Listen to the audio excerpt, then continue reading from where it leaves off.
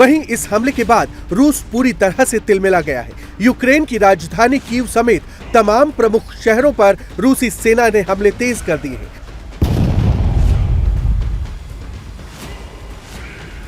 24 घंटे के अंदर ही रूस ने ड्रोन अटैक का बदला ले लिया है। कीव को निशाना बनाकर ताबड़तोड़ हमले किए जा रहे हैं।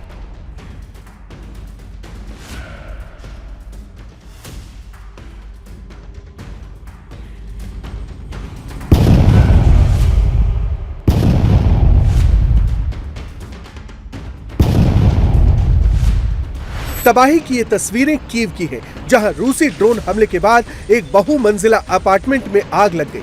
कीव में ये विश्वगोरोड इलाका है, जहां ड्रोन अटैक के बाद बिल्डिंग से धुआं उठता दिखाई दे रहा है। रूसी हमले से यहां भारी तबाही मची है, जानमाल का भारी नुकसान हुआ है। ड्रोन अटैक के बाद जब फायर ब्रिगेड की टीम आग बुझाने पहुंची तो आग कई मंजिलों में फैल चुकी थी।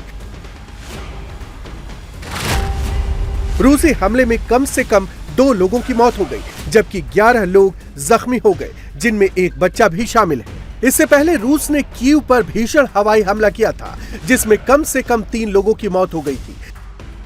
जंग के बीच दोनों देश एक दूसरे के एनर्जी फैसिलिटीज को निशाना बनाने का दावा कर रहे हैं। दोनों देशों की सेनाएं एक दूसरे पर लगातार तोपों से बम बरसा रही हैं। तोपों की दहाड़ से पूरा इलाका धुआं-धुआं हो रहा है। रूसी रक्षा मंत्रालय ने ऐलान किया है कि रूसी क्षेत्र में नागरिक सुविधाओं पर यूक्रेनी सैन्य हमलों का जवाब दिया जा रहा है। रूसी सेना यूक्रेन के सैन्य ठिकानों, औद्योगिक इलाकों और एनर्जी फैसिलिटीज सेंटर्स को निशाना बना रही है।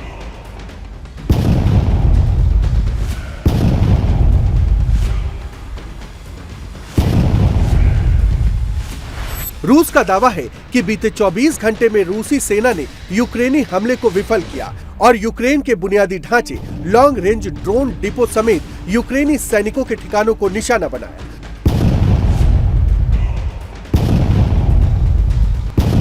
रूस के ताबड़तोड़ हमलों से यूक्रेन घबरा गया है।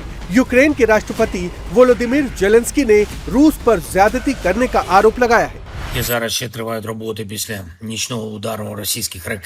रूसी मिसाइल और ड्रोन हमलों के बाद काम अभी भी जारी है। ये एक बड़े पैमाने पर हमला था, जिसका मुख्य निशाना एनर्जी फैसिलिटीज थे। रूस अपनी रणनीति नहीं बदल रहा है और सर्दियों से पहले यूक्रेन को इस तरह का दर्द देने की कोशिश कर रहा है। ये जरूरी है कि हम जवाबी कार्रवाई करें। यह जरूरी है कि हम उन्हें मार गिराएं। 19 मिसाइलें मार गिराई गईं, जिनमें बैलिस्टिक मिसाइलें भी शामिल हैं। लगभग 560 ड्रोन भी मार गिराए गए, जिनमें लगभग 300 शाहेड शामिल थे।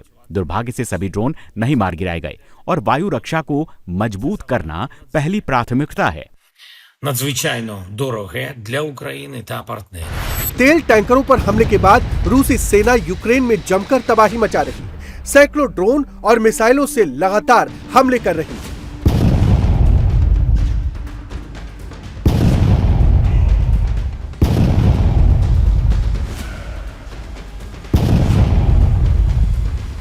कीव में तबाही की ये तस्वीरें देखिए। रूसी ड्रोन अटैक से कीव का ये इलाका धुआं-धुआं हो गया है।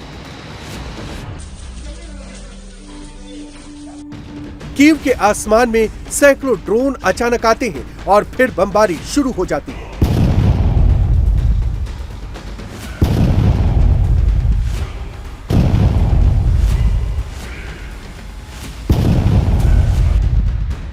यूक्रेन की राजधानी अचानक बम धमाकों और मिसाइलों के फटने की आवाज से दहल रही है।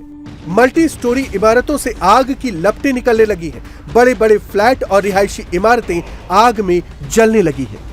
चारों तरफ धुआं ही धुआं फैला है। रूस की मिसाइलें जिन इमारतों पर गिरी हैं, वो पूरी तरह से तबाह हो चुकी हैं। मलबे का ढेर बन चुका है।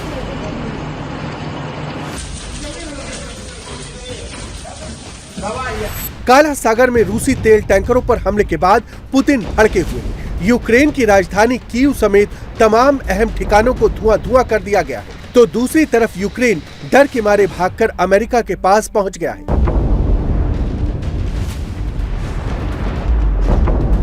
यूक्रेन की हाई लेवल टीम अमेरिका पहुंच चुकी है, जहां वे अमेरिकी अधिकारियों के साथ मिलकर युद्ध खत्म करने के रोड मैप पर बातचीत करने वाले हैं। इसका मकसद रूस से शांति वार्ता को आगे बढ़ाना है।